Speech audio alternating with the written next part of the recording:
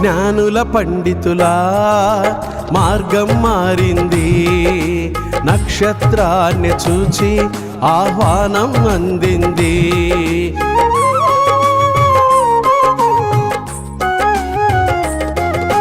జ్ఞానుల పండితుల మార్గం మారింది, నక్షత్రాన్ని చూచి ఆహ్వానం అందింది.